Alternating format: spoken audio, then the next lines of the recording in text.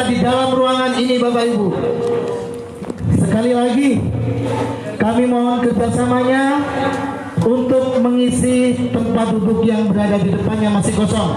Yang di belakang belum masuk, biarkan menyusul di belakang Bapak Ibu.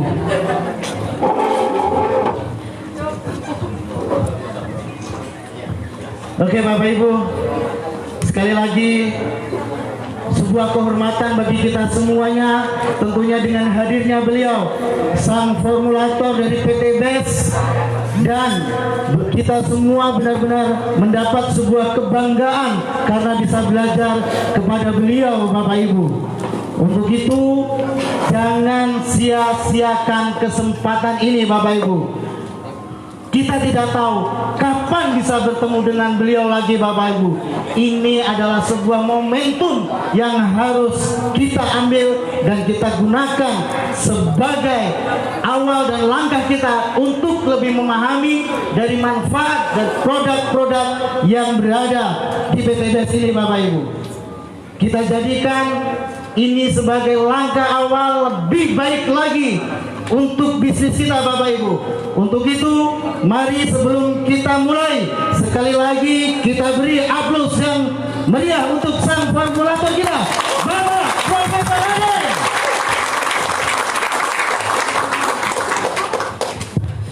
Oke, makasih. Alhamdulillah sudah selesai ngopinya. Ngopi biar gak gagal paham Pak. Kopi 3.000. Kenapa kalau saya pakai kopi selalu 3.000? Karena kalau saya perut kampung kadang susah. Dikasih kopi yang mahal-mahal mulus-mulus ya. Jadi makanya saya memang menggunakan kopi 3.000. Bahkan kemarin kopi 3.000, apa sih kopi 3.000? Kopi 3.000 kopi komunitas petani idaman. Nah gitu. 3.000 tinggalkan riba, bangkitkan usaha. Oke, kita lanjut, ada sesi tanya jawab Pak ya, untuk mungkin teman-teman ada yang diunak-unak terkait pertanian gitu. Jadi saya nanti menjawab jika memang sudah ada yang menanyakan dan sudah saya jawab, jangan diulangi lagi, pasti jawabannya sama gitu.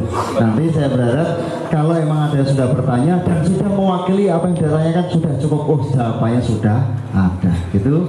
Oke, silakan apa yang ditanyakan. Oke, kita bagi dahulu 3 bagian. Untuk sesi pertama kami berikan kesempatan untuk yang sebelah sini dulu. Untuk satu ini berapa pertanyaan? 3 pertanyaan. Oke. Sini dulu. Ini untuk semua. Bebas Pak. Baik, terima kasih. Assalamualaikum warahmatullahi wabarakatuh.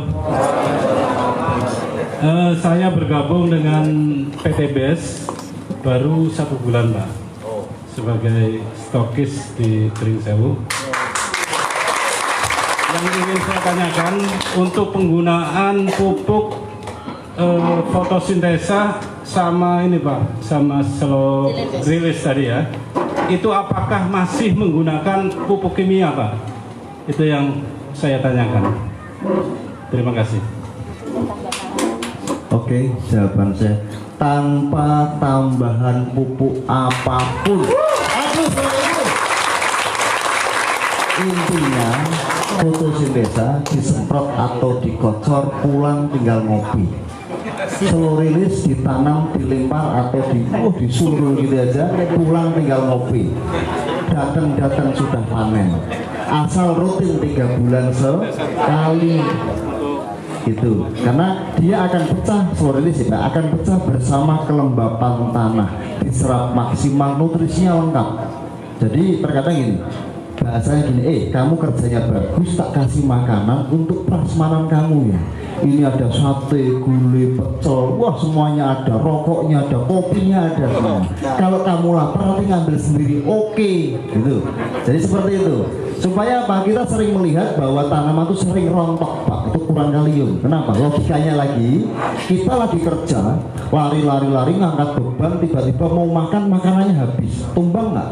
Tumbang. Sama, selama kita nyukupi asupan gizi untuk tanaman itu, tanaman tidak mungkin rontok. Jika tidak, berarti tidak rontok. Nah, kita sering melihat seperti ini. Tidak paparkan dulu terkait kandungan. Kandungan kita memang tidak menampilkan semuanya. Itu ada NPK lengkap kemudian. Tapi kami tidak, sudut pandang kami tidak mungkin menyampaikan semuanya karena bertentangan dengan haki perusahaan kami, merahasiakan. Tidak mungkin saya sampaikan. Nah, terus kemudian apa ya? Oh, aman. Tak kira mau meledak. Enggak ya? Saya mana tadi? Kopi. Oke. Nah, kandungan terkait haki kami tidak menyampaikan semuanya. Namun kita sudah dilengkapi Pak pupuk majemuk makro dan mikro. Jadi lengkap lah sudah. NPK-nya ada, apalagi NPK. Kemudian ada trace elemen. Trace elemen itu kandungan mineral Pak. Ada Fe, besi, boron, mangan, zinc. Nah, jadi lainnya banyak sekali. Terus kemudian ada nanti ada gibrelin, auksin dan sitokinin. N diimbangi oleh gibrelin, P auksin, K sitokinin. Nah, kalau teori NPK saja mungkin bisa saya lemahkan. Mbah saya dulu itu bikin cambah itu kepalanya lebih besar daripada bawahnya. Padahal belum ada NPK. Nah, teori-teori itu. Nah, kita sering melihat kalau NPK, pupuk NPK. Oh, ini bener Pak, pupuk ini satu. Kita harus butuh pupuk vegetatif dulu. Besok generatif dulu. Ini apa gitu kan pisah-pisah Pak. Ya itu sah. Kenapa? Karena perusahaan itu bebas merilis. Bapak pesan dengan saya pupuk vegetatif aja ada. Tapi generatif ada, vegetatif ada, terpisah. Tapi mau harganya beda-beda. Pengennya tak lengkapi semuanya jadi satu supaya lebih tepat guna. Itu bisa Pak, dilengkapi itu ya. Kami di perusahaan bisa merilis itu. Kami senang kalau pesanannya banyak, karena pesanan ini, karena yang salah ini, yang Indonesia yang terjadi ini, kalau saya menimbang, jadi yang salah tuh nggak ada yang salah Pak. Di Indonesia tuh nggak ada yang salah, karena pupuk kimia itu pun bukan salah. Kebanyakan yang menaun-naun sehingga tanah terjadi masa jenuh dan berkoloni, itu masalahnya. Karena pupuk kimia itu dibutuhkan tanaman tapi merusak tanahnya gitu loh. Jadi butuh formulasi di mana tanahnya juga aman, subur kembali, kangen dengan cacingnya, tapi kembali lagi tanamannya juga dibutuhkan. Itu yang solusinya. Nah, masalahnya gimana? Karena gini, yang salah siapa? Nggak ada yang salah. Petani itu kalau beli pupuk 60 juta pengennya dapat bertruk-truk, betul nggak? Mantep atine kalau beli dapat bertruk-truk. Tak pupuk bertonton itu bahagia nih, bangga karena apa? Pupuknya banyak, hasilnya pasti bagus, betul. Tapi nggak berpikirnya bahwa tanahnya rusak. Dan perusahaannya nggak ada yang salah juga. Perusahaan itu kalau membangun perusahaan punya karyawan banyak, dia harus bayari karyawan nggak? Harus, tren penjualannya harus naik nggak? Harus naik. Dia senang kalau penjualannya banyak, petani juga senang beli banyak. Yang salah siapa? Nggak ada yang salah. Tapi tugas kita kali ini membenahi tanah kita, karena tanah kita berkoloni, terjadi masa jenuh, ditanam susah. Kenapa? Karena gini, zaman mbah-mbah dulu, nggak tahu di sini sama mungkin ya, setelah tanam padi besok tanam palawija, bener nggak? Sekarang jarang Pak saya melihat palawija, padi terus. Habis tanam padi mana palawija nggak bisa. Oh, nggak bisa tanam palawija. Kenapa? Karena tanahnya sudah bangka kalau orang Jawa, sudah jenuh, masa jenuh dan lain sebagainya. Karena mbah-mbah dulu ditanami pakai palawija itu tujuannya apa? Karena palawija kacang-kacangnya itu mengandung bakteri nitrogen terbaik sepanjang sejarah Pak. Terbaik sepanjang masa. Namun ditanam susah saat ini karena tanahnya berkoloni. Gitu. Makanya kita butuh unsur pembenah tanah. Fotosintesa selalu itu ada unsur pembenah tanah, sehingga tanah itu pasti lebih gembur. Saya bisa memastikan. Kemarin ada pengecekan padas aja di kocor fotosini pecah. Artinya padas saja pecah, apalagi tanah-tanah yang berkoloni. Gitu. Nah, ketika tanahnya gembur otomatis pH-nya naik nggak? Naik. Nah, diserap makanan di dalamnya ada pecel kopi tadi, serap nggak? Serap. Nah, kita cukup pupuk tunggal, majemuk makro dan mikro, disemprot, dikocor, ditanam, pulang tinggal ngopi, biarkan tanaman yang berbicara. Lanjut. Oke, selanjutnya. Assalamualaikum warahmatullahi wabarakatuh, Pak Raden. Pak, ini saya sebetulnya sudah lama gabung tapi belum pernah pakai produk fotosintesa sama surilis. Selama ini masih pakai eco farming. Nah, saya tanyakan fotosintesa sama surilis ini sifatnya apa, ini juga bioorganik atau bakteri aktif, apa sifatnya itu dia nutrisi, dan tadi itu juga bisa menaikkan pH tanah. Dan karena kunci tanaman semua itu adalah pH tanah, itu yang sudah pasti karena saya sendiri pekerjaannya petani. Jadi selama ini saya belum kenal eco farming, itu saya dulu pakai dolomit. Oh, yang dicolok itu. Saya dulu pakai dolomit sama zeolit untuk memecah partikel tanah. Nah, sekarang udah kenal ini, memang saya dolomit sama zeolit udah saya pakai karena pembuktiannya luar biasa dari produk eco farming. Dan ini kok lebih simpel, lebih bagus. Nah, ini yang saya tanyakan, saya belum pernah pakai produk ini karena saya sendiri belum ada penjelasan yang jelas. Mudah-mudahan ini sudah jelas dan nanti akan kami baca mungkin di sisi penerangannya mungkin kandungannya yang sangat efisien mungkin. Nah, untuk naikin pH tanah itu rata-rata seperti tadi sudah diuraikan, 4 itu nilainya sama, 4 ini sama dengan 1 kapur 1 ton. Itu terima kasih. Dan kalau di tanaman apa tadi, sawit itu kan cukup satu titik, apa pH-nya juga bisa merata semua. Artinya kalau begitu ditaruh kena hujan, lainnya dicek mungkin kalau bisa merata kalau 5-6 begitu. Terima kasih. Oke, nanti kita cek bersama-sama ya terkait bagaimana menaikkan pH. Kalau mungkin nggak alat pH ada nggak? Kalau nggak ada pH mungkin pakai lampu, mungkin kalau orang pengecekan dulu, kan gitu kan? Kita cek bersama-sama. Oke. Kita ada kemarin yang bertanya, ada yang dari Makassar, grupnya Pak Adan Haris itu, yang itu bertanya terkait apa? Oh, mic-nya. Ada yang bertanya, kok ini apa? Mengandung bakteri enggak, gitu kan? Mau tak cek ke Balai Besar boleh nggak? Silahkan. Ke Skovindo silahkan, tenang aja saya, gitu kan? Silahkan dicek. Ketika dicek dari 1 saset campurkan ke 1 liter, dicampurkan ke 80 liter Pak. Nah dari 80 liter itu diambil 1 tetes, dicek di Balai Besar. Videonya ada kan kemarin, banyak itu. Oh, siapa itu kemarin? Kira-kira bakterinya banyak nggak? Banyak, silahkan dicek lapornya. Semua bakteri yang sangat aktif, bla bla bla bla bla. Tanya ke saya, Pak, bakterinya namanya siapa? Nggak tahu, saya nggak kenalan. Tuh kan?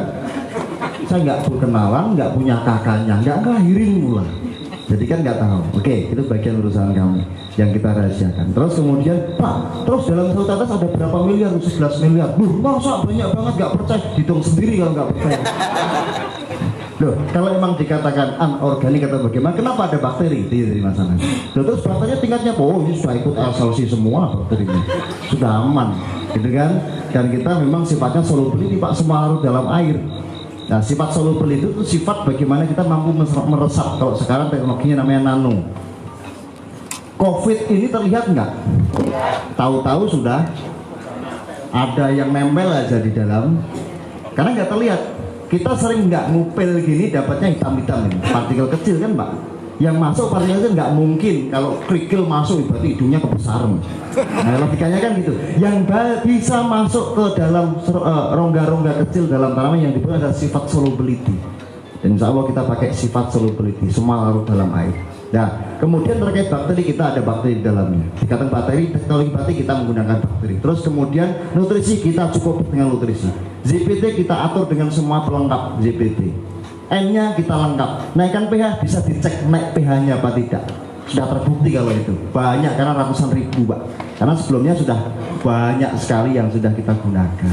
Jadi memang kalau jawabannya Pak, ini apakah pupuk, apakah nutrisi, apakah ini semuanya kita jadikan satu, menjadi sifat basa atau yang dibutuhkan tanaman, bukan asam yang kemudian menjadi herbisida membunuh, kan gitu. Jadi memang ini juga nutrisi untuk ternak, bisa untuk tanaman dibutuhkan, karena simbiosis mutualisme Pak, sama. Tanaman seperti kita tuh sama. Manusia butuh apa? Air mineral. Kenapa mineral Pak? Ini ada mineralnya nggak ada, silahkan dicek ppm-nya di lab sana. Bayar sendiri tapi jangan suruh saya bayar.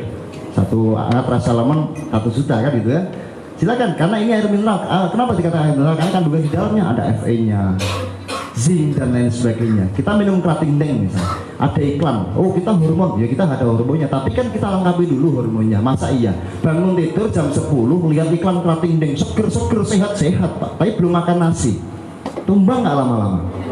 Nah, itu kita lengkapi, ada nasinya, ada kopinya, ada baku rokoknya, ada juga bagi yang suka ini. Jadi memang kita lengkapi. Jadi memang ini sudah majemuk makro mikro, nutrisi plus bakteri plus lain-lain. Karena untuk ternak pun kita plankton yang muncul, semprotkan ke tanah, kemudian besok dimasukkan air, dicampurkan bersama air, besok masukkan benih, itu plankton sudah muncul. Itu sudah terbukti. Makanya kan kalau tadi pertanyaan memang bagus untuk pertimbangan kita semuanya, bahwa kita memang sudah dilengkapi Pak. Mulai dari bakteri juga ada, zat pengatur tumbuh juga ada, NPK juga lengkap, trace elemen terkait mineral juga sudah kita lengkapi.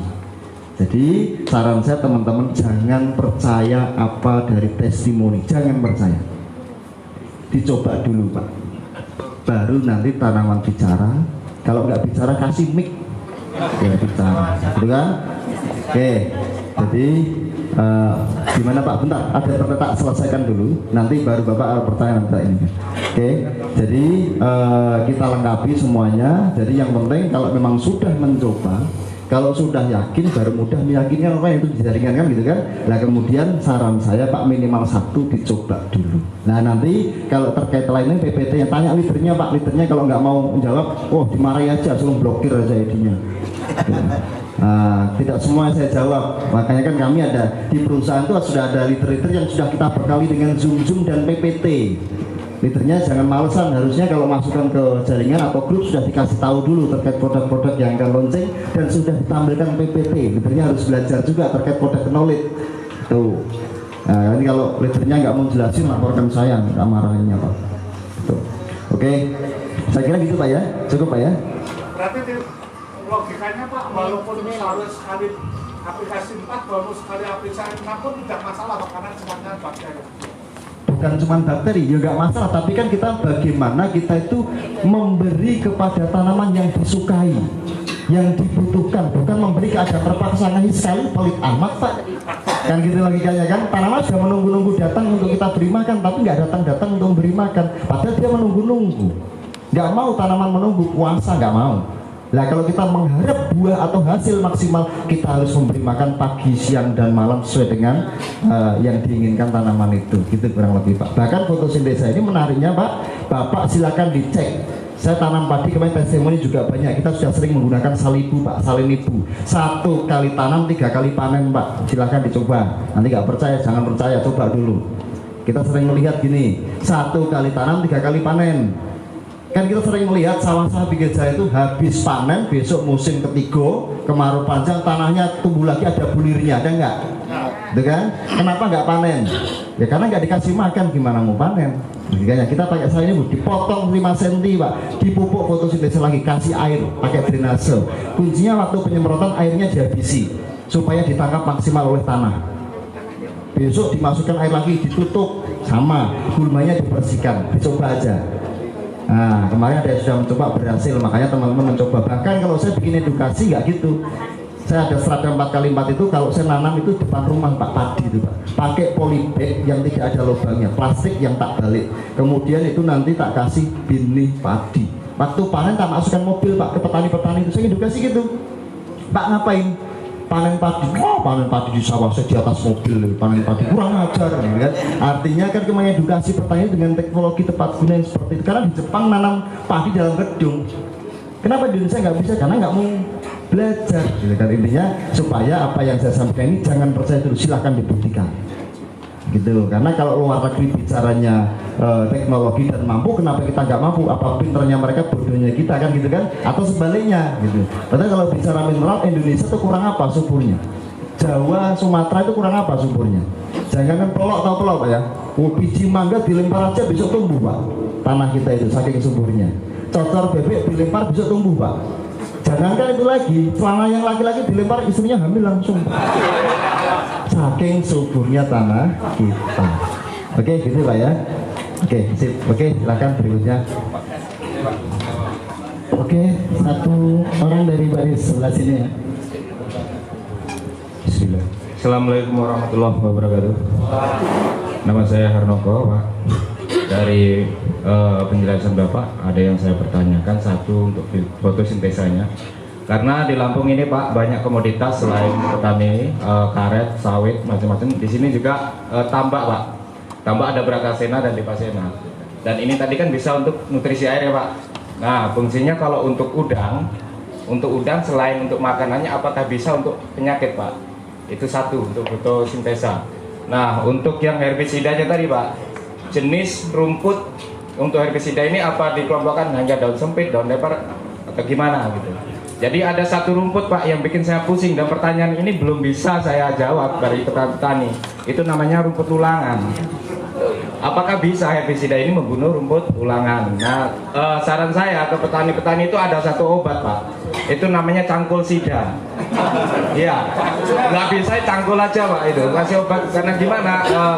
Kita kasih obat rumput dengan dosis besar, kita kan mikir tanahnya nanti kan lama-lama rusak ya, Pak ya. Apalagi kita pakai pembakar atau segala macam itu. Terus untuk nanti dulu, Pak, saya buka dulu catatan saya ini. Fotosintesa udah, terus herbisida sudah. Nah, Ecovit Base ini, Pak, kelebihannya dengan Ecovit yang sudah kita edarkan, Pak, di lapangan ini apa bedanya gitu? Keuntungannya, karena saat ini saya sedang mensosialisasikan Ecovit di di tambak di Pasena, Pak. Itu yang sedang kami lakukan. Nah, ini kan ada fotosintesa.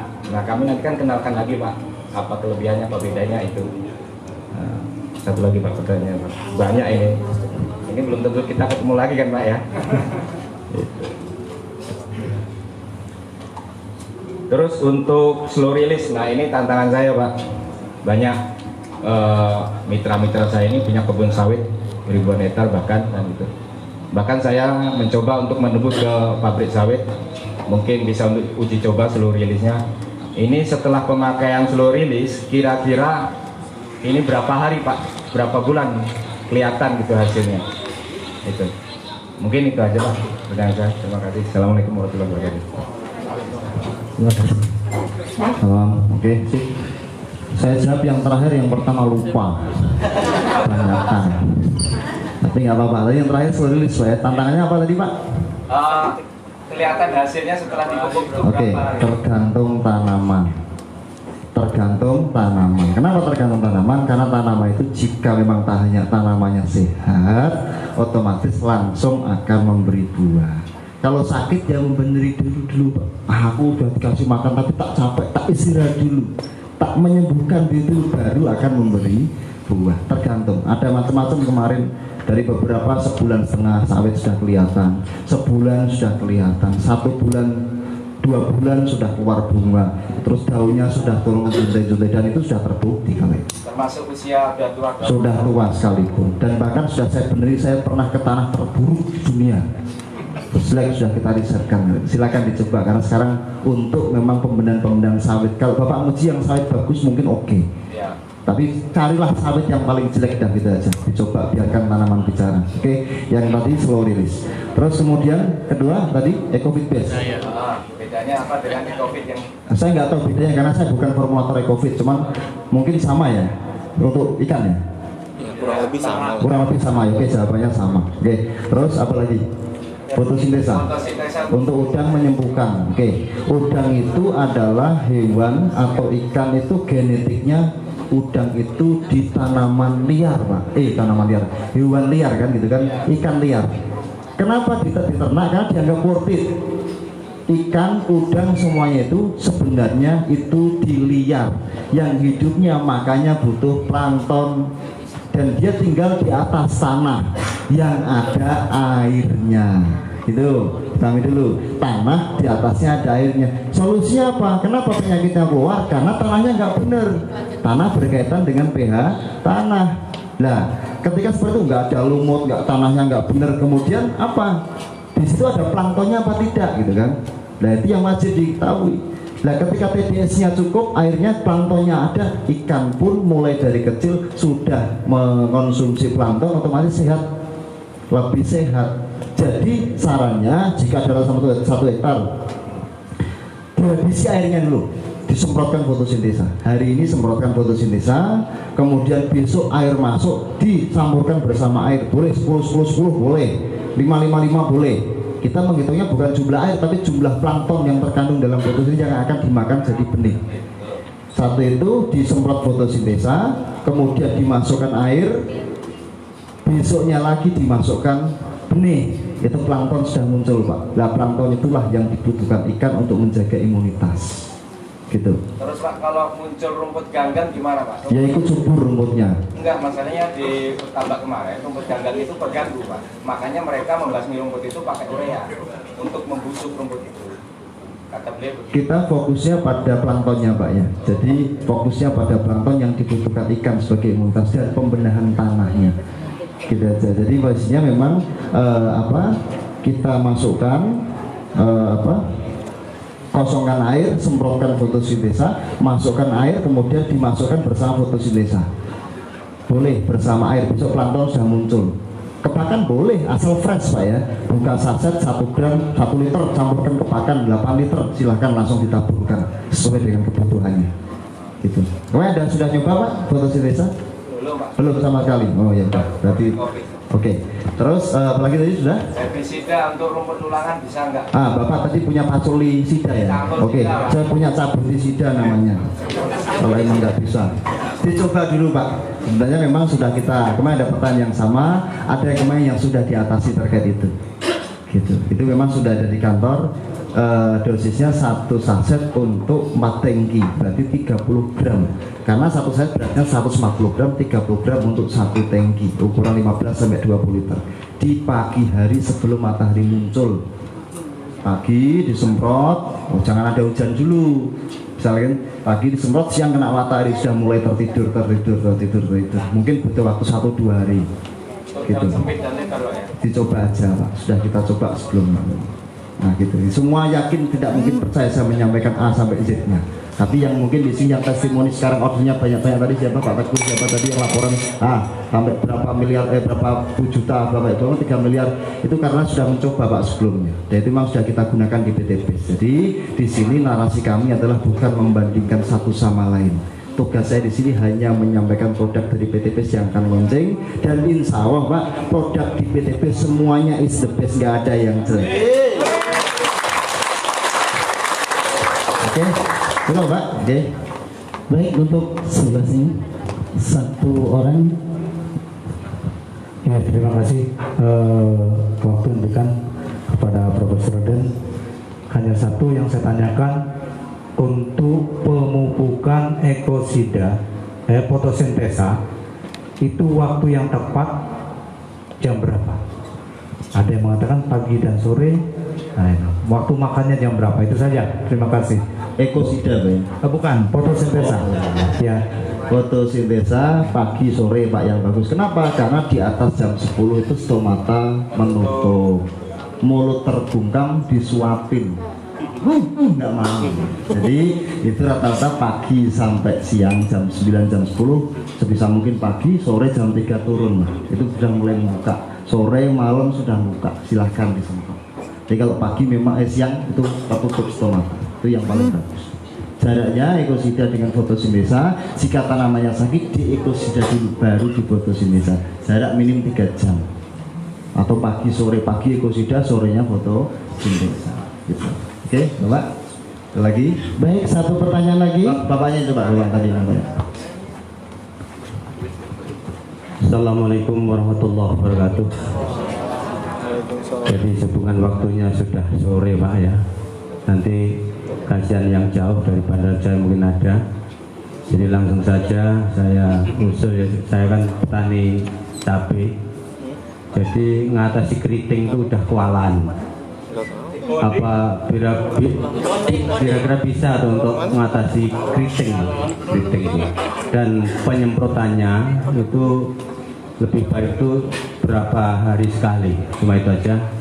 Assalamualaikum warahmatullahi wabarakatuh. Ada dua Pak, mungkin bisa Bapak diekosida dulu. Sampai kapan? Sampai sembuh. Diobati sampai kapan? Sampai sembuh. Karena teorinya manusia ke rumah sakit itu diobati bukan sekali, sampai sembuh baru boleh pulang, kan gitu kan? Kalau enggak, potong yang keriting dipotong Pak, dipotong, dipruning, dibuang aja supaya nyampe, nggak apa-apa gitu. Jadi dipotong dulu, disemprot pakai ekosida, baru besoknya difoto sintesa. Kemarin ada yang sistem Lampung, ada kemarin yang sudah besar, ada ya? Apa itu? Cabai kemarin keriting mau dicabut, sudah pulih, sekarang jadi begini. Alhamdulillah. Oke, itu ada yang sudah mencoba. Jadi di Lampung sebenarnya nggak paling susah, Pak. Karena Lampung sebenarnya penjualan omset terbesar fotosintesa dari Lampung kemarin. Gitu. Banyak sekali yang sudah mencoba. Anggur juga kemarin, siapa yang anggur itu kemarin? Yang sudah anggur, testimoni anggur. Nah itu belakang, tersangkanya di belakang. Nah gitu, anggur banyak sekali yang sudah mencoba. Jadi sebenarnya Lampung saya kira kan sudah semua mencoba. Ternyata masih ada yang belum, jadi wajar saja. Tapi memang sudah beberapa jagung. Labu juga kemarin meningkat berapa? Kemarin labu jadi berapa itu, Bu Kedut? Labu kemarin biasanya dapat berapa? Kalau kemarin biasanya saya dapat labu 1 hektarnya 8-10 ton. Kemarin dapat berapa? Dapat 35 ton Pak. Wow. Dan ada cerita lagi yang menarik kemarin Pak, semangka di Purwakarta, semangka juga ya betul ya? Iya. Nah ini mending nggak komplain. Kalau yang di Majalengka kemarin komplain, Pak bisa nggak Pak semangka buat 7 kilo bisa, gitu kan? Masa bisa? Coba aja, ya sudah taruhan mie ayam Pak, gitu kan? Singkat cerita sebulan 2 bulan nggak telepon panen, telepon, alhamdulillah sudah panen. Ini panennya 10-15 kilo. Gimana itu jualnya gimana? Salah lagi. 15 kilo, 12 kilo rata-rata. Itu pun salah Pak, jualnya kemayu sudah dibuang aja gitu. Kecil salah, besar salah. Jadi sebenarnya banyak sekali yang sudah testimoni. Jadi saya kira memang di Lampung ini sudah banyak yang sudah mencoba sebelumnya. Yang sudah mencoba RO-nya pasti tiap hari ada RO aja di petani-petani. Jadi saya berharap jika memang yang sudah mencoba banyak itu yang berhasil, lainnya juga ikut menikmati. Gitu aja. Jadi saya di sini bersifat profesional karena saya bukan mitra Pak. Saya bukan jaringan PT BES, saya orang luar. Jadi kalau emang dirasa nanti PT BES mitra-mitra dibutuhkan, karena kedekatan saya dengan Pak Feb juga lumayan dekat, jadi sehingga saya ingin membantu terkait pemaparan cara pakai. Jika bagus, nggak usah dilaporkan, biasa aja. Jangan lebay kan gitu kan. Tapi kalau jelek baru dilaporkan Pak. Kenapa bisa gagal? Kita kaji bersama masalahnya sehingga kita temukan solusinya. Kalau bagus nggak usah dilaporkan, biarkan petani yang menikmati. Karena petani pengennya untung. Kenapa pupuk kimia sampai antri-antri? Karena terbukti bagus Pak. Kalau nggak dapat kartu tani, dia rela utang sana sini demi mendapatkan karena terbukti bagus. Saya sama pengennya. Saat ini solusi menjadi narasi yang sama sampai antri itu di PTB. Sekarang yang RO pesan harus berapa? 2 minggu, 3 minggu sebelumnya baru dikirim. Karena memang mungkin dianggap terbukti bahwa lebih tepat guna. Digunakan, silahkan digunakan, silahkan dibuktikan dulu. Jangan percaya apa yang disampaikan, gitu aja. Oke, jadi jawabannya gitu Pak ya. Bisa dipotong atau di ekosida dulu, besok disemprot atau dikocor fotosintesa atau di pruning. Kalau cabai tak kasih ilmunya.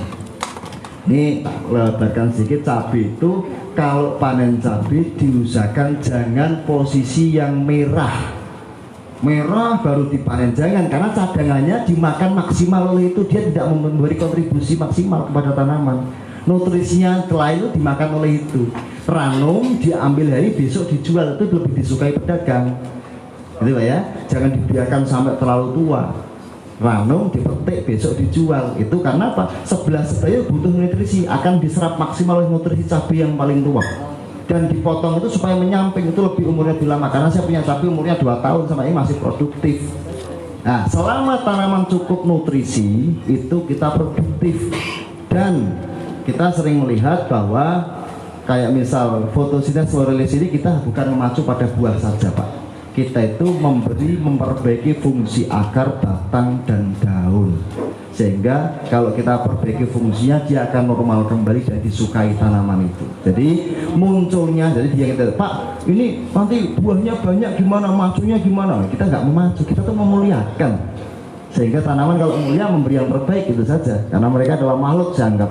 Makanya kita itu, dan diingat-ingat munculnya pakai fotosintesis dan slowilis itu bukan hanya langsung muncul buah. Muncul buah diimbangi bersamaan oleh munculnya daun, Pak. Berarti kita aman. N daun, P batang, K buah. Daun akan membawa batang, akan membawa buah. Diimbangi bersamaan dengan munculnya buah. Hanya tidak langsung ke buah, enggak, itu teorikanya. Nah gitu kan, kita sering melihat kan, mungkin teman-teman tak paparkan juga tadi sudah belum, saya tahu pas. Kita sering melihat tanaman-tanaman yang di sebelah rumah itu, gitu kan, yang kadang tanamannya itu sebelahnya ada cor-coran, Pak. Sebelahnya ada cor-coran, ada enggak di situ? Di situ buahnya enggak berhenti, ada enggak? Ada. Terus ada juga mangga atau apa yang di sebelah rumah cor-coran itu buahnya enggak berluar, tapi daunnya banyak, ada enggak? Gitu kan? Kenapa seperti itu? Karena memang pas waktu pengecoran, Bapak kalau musim kemarau panjang itu nya nggak keluar, yang keluar K. Makanya buahnya banyak, nggak keluar daunnya. Daunnya normal, tapi dia buahnya nggak berhenti-berhenti, gitu Pak ya, teori NPK Pak ya. Nah, kita sering melihat juga ada tanaman di sebelah cor-coran, tapi daunnya banyak, nggak keluar buah. Kenapa? Karena itu K-nya nggak keluar, yang keluar N-nya menguap, gitu kan. Jadi, makanya daunnya lebat, tapi nggak ada buahnya, nggak buah-buah, gitu kan. Nah, Pak, kenapa durian saya 2 tahun, 3 tahun nggak buah-buah, dikasih makan nggak? Enggak, ya sudah, nggak kasih makan minta buah, kan nggak mungkin tanaman jalan ke sana kemari cari makan sendiri. Kita yang menanam harus bertanggung jawab.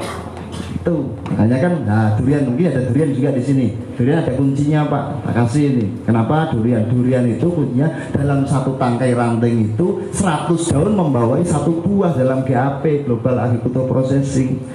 100 daun membawai 1 buah, itu di Thailand melakukan itu. Jika memang ini batang ini 100, kalau jika ternyata 500 berarti layaknya jadi 5 buah. Kalau ternyata 5, 6 lucu, 10 dibuang, sisakan 5, dipilih yang paling bagus terjadi penjarangan, gitulah ya. Ada kunci, harus hitung, ya harus dihitung, harus tahu kira-kira di jagung rata-rata tanamannya berapa, misalnya jumlah tanamannya berapa. Nah, dihitung Pak, jagung itu lahan efektif 10.000 misal meter persegi. Lahan jagung itu efektif jumlah tanaman 66.666. Jika 1 lubang tanam di 1, jika double row diisi 2 berarti 122.223 tanaman. Berarti dalam 2 hektar ditanam dalam 1 hektar seharusnya pupuknya double. Gitu, kita menghitungnya bukan luasan tapi jumlah tanaman. Masa iya 1 hektar jagung 1 dipupuk 1 ton. Nah, gitu kan, menghitung pada kebutuhan nutrisi yang dibutuhkan tanaman. Nanti ke depan insya Allah kita fokuskan terkait mungkin spesialis padi, spesialis durian, spesialis jagung, bla bla bla bla, kita kupas habis supaya insya Allah di Lampung nanti lebih peningkatan untuk pertaniannya lebih tepat. Oke, lanjut. 1 kali pertanyaan. 1 pertanyaan lagi dari belakang Pak ya. Di depan sudah. Minta nomor WA, Pak. Dari ujung sana Pak ya. Ini kan sudah. Diwakili.